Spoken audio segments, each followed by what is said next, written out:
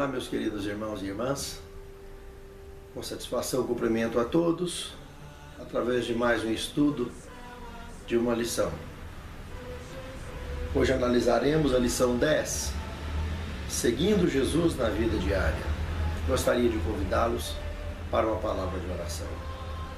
Senhor Deus, muito obrigado por tantos estudos maravilhosos, tantas lições lindas que temos tido de Ti durante mais esse trimestre em nossa vida. Nos abençoe e nos guarde ao estudarmos agora esses momentos a Tua Palavra, que possamos não só compreendê-la, mas termos condições de praticar e de transmitir aos que nos cercam. Te pedimos agradecidos em nome de Jesus. Amém. Seguindo Jesus na vida diária. Observando Lucas 17:5, então disseram os apóstolos ao Senhor: aumenta a nossa fé. Bastante curiosa essa solicitação. Será que junto de Cristo, por acaso, estava faltando estoque desse produto? Eles estavam juntos, convivendo com Cristo dia a dia. Estavam pedindo para Cristo que aumentasse a fé deles. Será que junto de Cristo, enxergando a Cristo pessoalmente, estava faltando esse produto? Afinal, qual era então o verdadeiro problema? Porque se de perto estava assim, imagina de longe. Qual seria então o verdadeiro problema? Ver a Cristo, nós já vimos que não é. Estava vendo a Cristo. Eu diria ser de Cristo? Talvez. Bem provável. Aqui estava o X da questão. Já parou para pensar que nós podemos estar vendo a Cristo e não pertencer? Lá no final, quando Jesus voltar, existirão dois grupos, justos e injustos. Todos estarão vendo a Cristo, mas só um deles serão de Cristo: os justos. E talvez o maior dilema da nossa vida seja exatamente esse aqui nesse mundo. Em meio aos prazeres da vida, a nossa letargia espiritual não nos deixa sermos completamente de Cristo, servi-lo em espírito e em verdade. Por isso, eles andaram com Cristo os 3 anos e meio.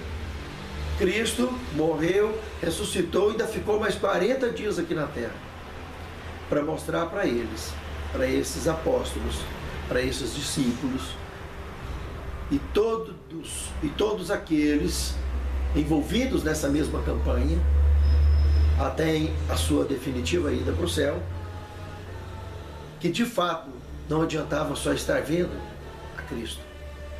Muito necessário seria ter convicção de pertencer a Cristo. Fugir do farisaísmo. Segundo tempo. Aqui nos apresenta o texto de Lucas 11, 37 a 54, que eu destacaria o verso 46 como ponto-chave desse tema, de um tal de dedinho. Todos aqueles ais ali, citados em desfavor de pessoas hipócritas, um dos mais severos ais foi pronunciado por causa desse tal de dedinho. Pessoas que gostam, que adoram estar criando regras e colocando fardo nas costas das pessoas, pelos quais fardos nem com o dedinho eles querem carregar. Em outra ocasião ele também criticou: vocês vão o mundo inteiro atrás de um prosélito, depois coloca tanto fardo nas costas dele, mas nem com o dedinho vocês querem carregar. Cego guiando o cego, quando um cego e outro cego, os dois vai para o buraco. Essa tal de hipocrisia, ela é muito dura. criamos regras para todo mundo, acha que a vida religiosa é só feita de regras e regras sobre regras. Meus amados, eu não tenho nada contra, apenas tenho muito contra a abrir mão do verdadeiro amor, da verdadeira humildade, do verdadeiro perdão, da reconciliação. Ao invés de nos preocuparmos com a aplicação, com a rigidez das regras, devemos nos lembrarmos da missão do ID, que é perdoar. Lembrar que todo pecado tem perdão. O único que não tem perdão é contra o Espírito Santo. E existem determinados erros ou pecados que as pessoas cometem, que infringem regras que nós criamos, que é pior que se pecasse contra o Espírito Santo aos olhos desses fariseus. Como um problema que eu sempre costumo citar, e estou cansado de ver pelas igrejas afora, a questão de novas núpcias. As pessoas que não conseguiram viver a dois, não conseguiram lutar, não conseguiram salvar os casamentos e tiveram que casar de novo. Não se separaram por adultério, não se separaram por viuvez, mas por incompatibilidade, não conseguiram salvarem os casamentos. E aí casaram-se de novo. Aí, segundo as regras aí inventadas, antibíblicas, ficou jogado para as cobras o resto da vida, para as traças. Aquilo ali não tem jeito de perdoar mais. Aquilo lá não pode ser mais ordenado, não pode ser ancião, não pode ser diácono mais, ele não pode pregar mais, não pode ser rebatizado. Tem um caso que eu conheço, graças a Deus, batizou tem pouco tempo, mas meu Deus do céu, quase 20 anos de castigo. E foi um dos maiores líderes de igreja que eu conheci na minha vida. E conheço até hoje. Quem perdeu de fato com isso? Com a seara tão grande, faltando lavradores, quem é que de fato perdeu? Por causa de regras. Pense nisso, meu amado irmão. Pense nisso, minha amada irmã. As coisas de Deus não é relaxada e bagunçada, não. Mas a missão do ID consiste em batizar, em perdoar. Não pode confundir o chamado de Deus e o propósito da seara e da missão do ID. Temos que fugir do farisaísmo e não aderir ao farisaísmo. Esse é o foco da lição. Temer a Deus. Terceiro tema. Temor santo. O que seria esse temor, irmãos? Olha uma aplicação curiosa. Diante de um juiz, de um magistrado, qualquer um, seja ele promotor, seja ele advogado, seja ele réu, qualquer um que esteja diante de um magistrado durante uma audiência deve saber a hora de falar, o jeito de falar, o jeito de agir. Agora, diante do Altíssimo, é muito mais que isso. Mas uma vantagem eterna diante dessa comparação tão pequena. Somos filhos do magistrado. Somos filhos do Altíssimo. O simples fato de entender que Ele é separado nos atribui a mesma função de temer a Deus e dar-lhe glória, porque vinda é a hora do seu juízo. Somos filhos desse Altíssimo. Como Ele é separado, nós também seremos, cada um na sua esfera, para a honra e glória do teu santo nome. Esse é o verdadeiro temor. Saber que por sermos filhos dele, não somos qualquer pessoa. Não podemos agir de qualquer forma, de qualquer modo. Quarto tema. esteja preparado e atento. Ao analisarmos Lucas 12, de 35 a 53, ao lermos esse contexto, eu colocaria uma palavra-chave aqui: sintonia. Andar em sintonia com Cristo é de fato pertencer a Cristo, e não apenas ver a Cristo ou estar com Cristo, é ser de Cristo. Cristo, na altura do verso 49 até o verso 50 deste capítulo, ele disse o seguinte: vim lançar fogo à terra, e o que mais quero se já está aceso? Há um batismo em que hei de ser batizado, e como me angustio até que venha a cumprir-se. Meus amados, quantos seres celestes estavam eletrizados pela missão de Cristo? Quantos que já haviam recebido as curas? Quantas pessoas que já haviam recebido curas de Cristo, que já haviam recebido milagres, estavam eletrizadas para avisar o mundo todo? Lembra do endemoniado gadareno?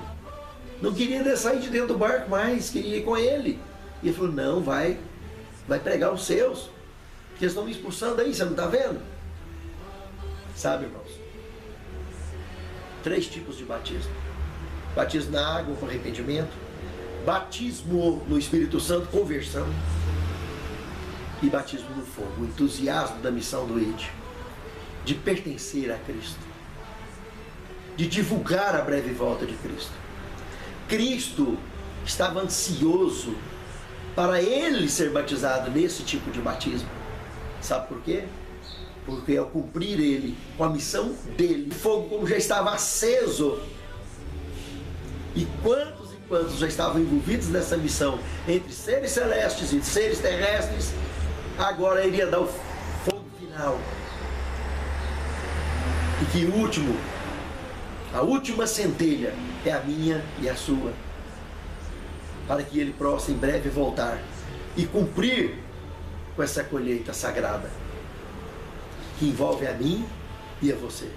Ser uma testemunha que dá frutos. Aqui nós temos 3 textos bíblicos muito importantes. No primeiro, Lucas 8, 4 a 15, temos a parábola do semeador. Alguns tipos de terrenos diferentes, de público diferente, e que até hoje está por aí afora. Aqueles que ouvem a palavra, entram no ouvido e saem no outro. Os passarinhos comem tudo, não dá fruto nenhum. Aqueles que nascem no meio das pedras, o fogo de palha, né? Raiz curtinha.